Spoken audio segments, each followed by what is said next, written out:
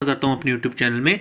आज हम चर्चा करेंगे common pre board school examination 2022-23 class 12th subject history का, यानी कि जो प्री बोर्ड एग्जाम हुआ है आज हिस्ट्री का, उसके बारे में चर्चा करेंगे। क्वेश्चंस प्लस आंसर की जो आई है DOE के हिसाब से, उसके तहत आपके आंसर कौन से होंगे वो चर्चा करेंगे।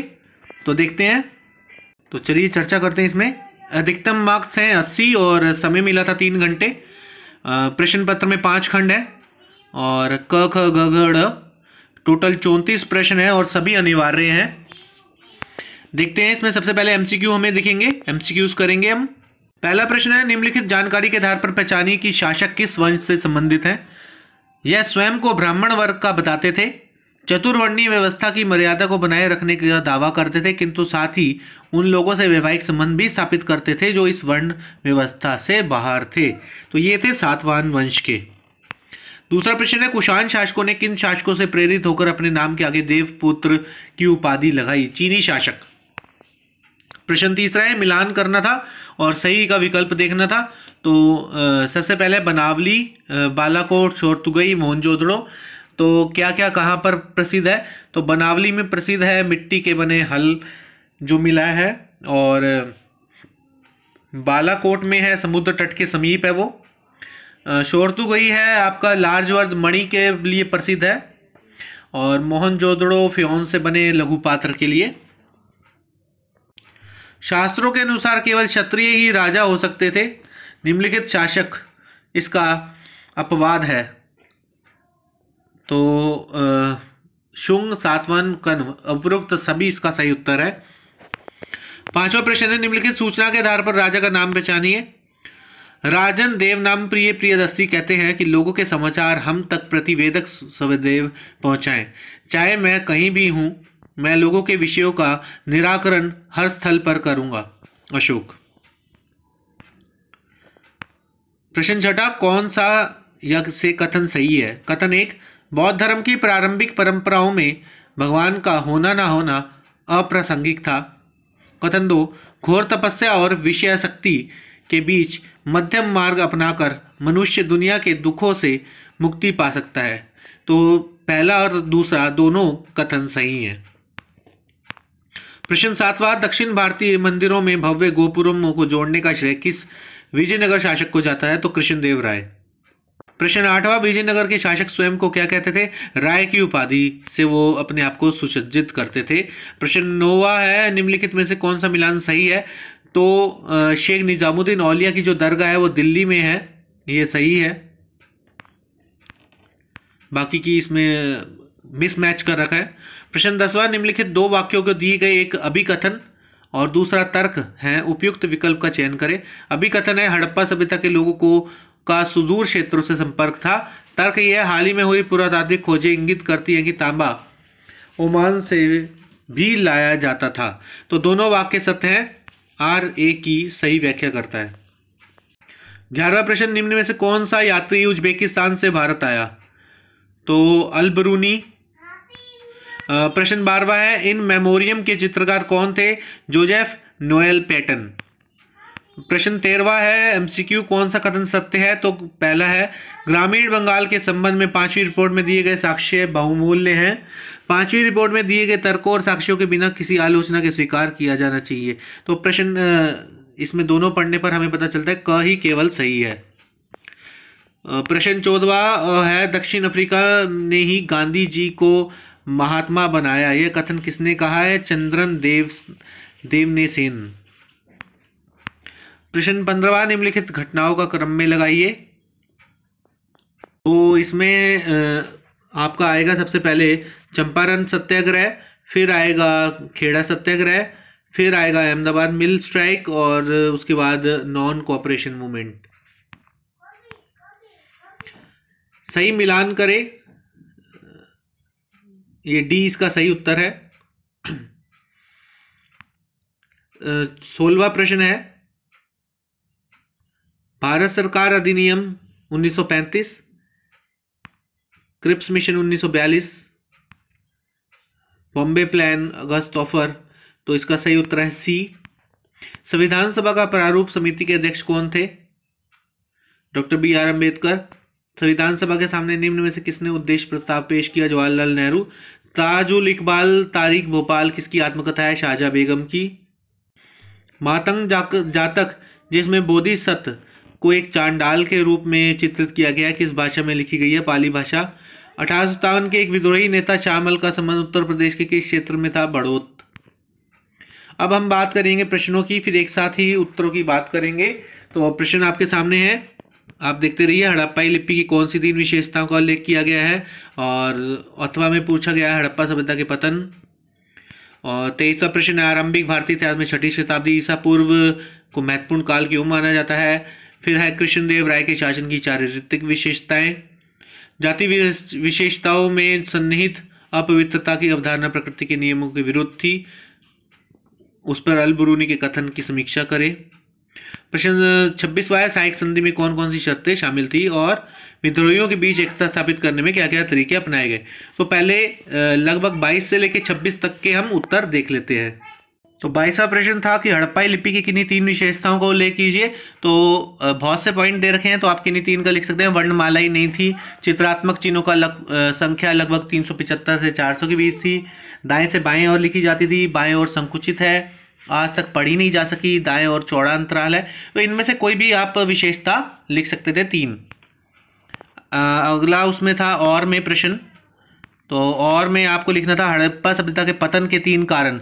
तो जलवायु परिवर्तन, वनों की कटाई, अत्यधिक बाढ़, नदियों का सूख जाना, मार्ग बदल जाना, भूमि का अत्यधिक उपयोग, ये सब पॉइंट थे जो आपको लिखने थे। प्रश्न 23वां था, आरंभिक भारतीय इतिहास में 6ठी शताब्दी ईसा पूर्व को महत्वपूर्ण काल क्यों माना जाता है? तो इसमें आरंभिक राज्य नगरों का उदय हुआ, एक परिवर्तन काल था, लोहे के बढ़ते उपयोग, सिक्के का विकास, बौद्ध तथा जैन धर्म सहित विभिन्न दार्शनिक विचारधाराओं का विकास, कृषि उत्पादन, उपज बढ़ाने के तरीके, नदी मार्गों और भूमार्गों का जाल। अगला 24वां प्रश्न है, कृष्णदेव राय के शासन की चारित्रिक विशेषताएं, विस्तार और सुदृढ़ीकरण था, स्पष्ट कीजिए। तो तुंगभद्रा और कृष्णा नदियों के बीच का क्षेत्र हासिल किया, रायचूर दुआब जिसे बोलते हैं, उड़ीसा के गजपत शासकों को हराया था, बीजापुर के सुल्तान को पराजित किया, अतुलनीय शांति और समृद्धि, सहिष्णुता की भावना, न्याय, समानता, सैनिक दृष्टि से दक्षिण का शक्तिशाली राज्य, तो ये सब इन्होंने किया था। 25वां प्रश्न है, जाति व्यवस्था में सन्निहित अपवित्रता की अवधारणा प्रकृति के नियमों के विरुद्ध थी, भारतीय जाति प्रथा पर अल-बरूनी के इस कथन की समीक्षा चर्चा कीजिए। तो ब्राह्मणवादी व्याख्या को मानने के बावजूद अपवित्रता को अस्वीकार किया, प्रत्येक वस्तु जो अपवित्र है पवित्रता को पाने का प्रयास करती है, सूर्य हवा को स्वच्छ करता है, समुद्र में पानी नमक को, ऐसा नहीं होता तो पृथ्वी पर जीवन असंभव होता, संस्कृत ग्रंथों से प्रभावित, सामाजिक प्रताड़ना परंतु आर्थिक तंत्र में शामिल आदि। 6ठा प्रश्न है, सहायक संधि में कौन कौन सी शर्तें शामिल थी? तो सहयोगी पक्ष के भू क्षेत्र में ब्रिटिश सैनिक टुकड़ी के रखरखाव की व्यवस्था, राजा के दरबार में अंग्रेज रेजिडेंट नियुक्त, किसी और शासक के साथ संधि नहीं, अंग्रेजों की अनुमति के बिना युद्ध नहीं, अंग्रेज बाहरी और आंतरिक चुनौतियों से रक्षा। अथवा में प्रश्न है, विद्रोहियों के बीच एकता स्थापित करने के लिए क्या तरीके अपनाए गए? तो घोषणाओं में जाति और धर्म का भेदभाव किया बिना समाज के सभी वर्गों का आह्वान, घोषणाएं मुस्लिम नवाबों की ओर से, हिंदुओं की भावना विद्रोह का ध्यान, ऐसा विद्रोह जिसमें हिंदू मुस्लिम दोनों प्रभावित, हिंदू मुसलमान अतीत की ओर संकेत, या अस्तित्व का गौरवगान है, मोहम्मद महावीर दोनों की दुहाई आदि। 27वां प्रश्न था, राजस्व राशि के भुगतान में जमींदार क्यों चूक रहे थे? तो प्रारंभिक मांगे बहुत ऊंची थी, अंग्रेजों का मानना था कि आगे चलकर मूल्य वृद्धि और खेती का विस्तार होगा, इसी कारण कंपनी ने राजस्व उचित स्तर पर रखा। राजस्व असमान, फसल अच्छी हो या खराब, राजस्व का ठीक समय पर भुगतान आवश्यक था। सूर्यास्त विधि, जमींदारी की नीलामी, स्मरारी बंदोबस्त, जमींदारों की शक्ति सीमित आदि, ये सब उत्तर थे। और इसके अलावा भी जो पॉइंट्स आपने लिखे हैं वो भी मेंशन सही ही होंगे। 28वां प्रश्न है, महाभारत संपूर्ण साहित्य का प्रतिनिधित्व करता है, बहुत सारी और अनेक प्रकार की चीजें इसमें निहित हैं, ये भारतीयों की आत्मा की गहराई को एक अंतर्दृष्टि प्रदान करता है, चर्चा कीजिए। तो 28वां प्रश्न था महाभारत के ऊपर। तो प्रसिद्ध इतिहासकार मॉरिस विंटरविट्स के लिखा महाभारत संपूर्ण साहित्य का प्रतिनिधित्व करता है। तत्कालीन भारतीय समाज तथा जनजीवन के सभी पक्षों की झांकी प्रस्तुत करना है। इसमें भारतीयों की आत्मा की गहराइयों, प्रत्येक सोच का वर्णन आदि बताया गया है।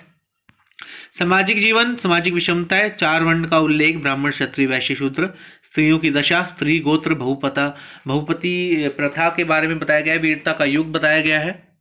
सामाजिक बुराइयां, जुआ, बहु विवाह, संपत्ति का असमान वितरण, संपत्ति पर स्त्री पुरुष के भिन्न अधिकार, राजनीतिक जीवन के बारे में बताया गया है। अनेक विशाल साम्राज्य, पांडु, कौशल, पांचाल, राजा की शक्तियां, सलाह देने के लिए मंत्री, आर्थिक जीवन, कृषि, वन क्षेत्रों में कृषि का विस्तार, पशुपालन, व्यापार कर, अन्य व्यवसाय, धार्मिक जीवन में यज्ञों पर बलि, विष्णु देवता की आराधना, समाज में प्रचलित आचार व्यवहार, रिवाजों का इतिहास, अन्य मान्य बिंदु।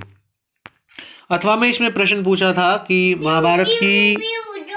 अथवा में प्रश्न दिया गया है इसका कि महाभारत की पुनर्व्याख्याओं में बांग्ला लेखिका महाश्वेता देवी के योगदान की चर्चा कीजिए। तो इसके बारे में देखें तो महाश्वेता देवी शोषण के विरुद्ध अपनी आवाज़ उठाने के लिए प्रसिद्ध हैं। महाभारत की कथा वस्तु के लिए अन्य विकल्प खोजें। उन प्रश्नों की ओर ध्यान खींचना जिन पर संस्कृत पाठ मूक है। महाश्वेता देवी की लघु कथा कुंती ओ निषाद, कथानक का प्रारंभ जहाँ से महाभारत के लक्षाग्रह प्रसंग का अंत होता है। कहानी का संयोजन एक वन प्रदेश से किया गया जहाँ कुंती महाभारत के युद्ध में के बाद रहने लगी। कुंती द्वारा अपनी त्रुटियों को स्वीकार करना, कुंती द्वारा अपने अतीत पर विचार करना, कुंती और निषादी के बीच का वार्तालाप, कुंती द्वारा लक्षाग्रह की याद और डरना आदि। 29वां प्रश्न है कि मुगल राजकोषीय व्यवस्था के लिए भू राजस्व किस प्रकार महत्वपूर्ण था। तो भू राजस्व आय का महत्वपूर्ण स्रोत था। ऐसी व्यवस्था करना जिससे राज्य में सारी कृषि योग्य भूमि की जुताई सुनिश्चित हो सके। दीवान की भूमिका। भू राजस्व व्यवस्था के 2 चरण, कर निर्धारण तथा वास्तविक वसूली। जमा निर्धारित राशि हासिल, वास्तविक वसूली राशि। अमील, गुजार, राजस्व वसूली करने वाले अधिकारियों की महत्वपूर्ण भूमिका। भूमि की माप करवाना। आईन अकबरी में जमीनों के सभी आंकड़ों का संकलन। अकबर का हुक्म देना। खेतीहर नगद भुगतान करें, वही फसलों में भुगतान का विकल्प भी खुला रखना। औरंगजेब द्वारा निर्देश दिया जाने की हर गांव में खेतीहरों की संख्या का सालाना हिसाब रखना, या अन्य बिंदु जो आपने लिखे हों। अथवा में इसमें प्रश्न था कि मुगल भारत में जमींदारों की भूमिका की जांच कीजिए। तो जमींदार कृषि संबंधों के केंद्र बिंदु थे। कृषि उत्पादन में प्रत्यक्ष भागीदार नहीं थे। ऊंची स्थिति, विशेष सामाजिक आर्थिक सुविधाएं प्राप्त, विस्तृत व्यक्तिगत जीवन था, उनका मिल्कियत थी, उनके पास अपनी जमीनों को बेचना, गिरवी रखना तथा किसी और के नाम पर करने का अधिकार था। वह राज्य की ओर से कर वसूलते थे, बदले में वित्तीय मुआवजा मिलना। सैनिक संसाधन प्राप्त, अपने किले, सैनिक टुकड़ियां, घुड़सवार, तोपखाने, पैदल सिपाही शामिल। बाजार का लगाया जाना। शोषणकर्ता के रूप में जमींदार। परिवार या वंश पर आधारित जमींदारियों का सुदृढ़ होना आदि।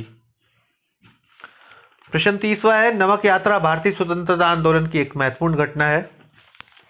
एक कानून के अनुसार नमक के उत्पादन और विक्रय पर राज्य का एकाधिकार प्राप्त। घरेलू प्रयोग के लिए भी नमक बनाने से रोका गया। गांधी जी नमक कानून की सबसे अधिक घृणित कानून मानते थे। कानून के विरुद्ध जनता में भी काफ़ी असंतोष था। 12 मार्च 1930 को गांधी जी ने अपने साबरमती आश्रम से की समुद्र यात्रा की ओर चलना प्रारंभ किया। 3 सप्ताह बाद वे अपने गंतव्य स्थान डांडी पहुंचे। वहां उन्होंने मुट्ठी भर नमक बनाकर नमक कानून को तोड़ा। इसी बीच देश के विभिन्न भागों में भी समांतर नमक यात्राएं आयोजित की। गांधी जी की नमक यात्रा से देश भर में सविनय अवज्ञा आंदोलन प्रारंभ। देश में विशाल भाग में किसानों ने दमनकारी औपनिवेशिक वन कानूनों का उल्लंघन किया। कुछ कस्बों ही फैक्ट्रियों कामगार हड़ताल पर चले गए। वकीलों ने ब्रिटिश अदालतों का बहिष्कार कर दिया। विद्यार्थियों ने सरकारी शिक्षा संस्थानों में पढ़ने से इनकार कर दिया। महात्मा गांधी दुनिया की नज़र में आए। औरतों ने भी बढ़ चढ़कर भाग लिया। नमक यात्रा के कारण ही अंग्रेजों की यह आभास हुआ था कि अब उनका राज बहुत दिन नहीं टिक सकेगा। ब्रिटिश सरकार ने लंदन में गोलमेज सम्मेलन का आयोजन शुरू किया। 8वां प्रश्न है, महात्मा गांधी ने राष्ट्रीय आंदोलन के स्वरूप को किस तरह बदल डाला? तो महात्मा गांधी के नेतृत्व में राष्ट्रीय आंदोलन केवल व्यवसायियों तथा बुद्धिजीवियों का ही आंदोलन नहीं रह गया, बल्कि हजारों की संख्या में किसान, श्रमिक तथा कारीगर भी भागीदार बने थे। गांधी जी ने सामान्य लोगों के जैसे जीवन अपनाया। उन्होंने गरीब मजदूरों तथा किसानों जैसे वस्त्र पहने, चरखा चलाया और दूसरों को चरखा चलाने के लिए प्रेरित किया। जाति व्यवस्था में प्रचलित मानसिक श्रम तथा शारीरिक श्रम के बीच की दीवार को तोड़ने में सहायता करी। गांधी जी ने किसानों तथा अन्य निर्धन लोगों के कष्टों की दूर करने का प्रयास किया। गांधी जी ने राष्ट्रवादी संदेश का प्रसार अंग्रेजी भाषा की बजाय मातृभाषा में या भातृभाषा में करने पर बल दिया। राष्ट्रीय आंदोलन के आधार पर मजबूत बनाने के लिए गांधी जी हिंदू मुस्लिम एकता पर बल देने लगे। आकर्षक व्यक्तित्व के कारण प्रतिभाशाली नेता राष्ट्रीय आंदोलन का अंग बन गए। स्वतंत्रता प्राप्ति के लिए त्रुटि रहित समाज का होना अनिवार्य था। तो ये थे कुछ महत्वपूर्ण बिंदु। बाकी आपके सामने कुछ सोर्स बेस्ड क्वेश्चन आए थे महल के बाहर की दुनिया के ऊपर, तो उसके आंसर्स इस प्रकार है, आप देख सकते हैं। The world beyond the place, उसके आंसर आप देख सकते हैं, और इस प्रकार दे रखे पूरे उत्तर।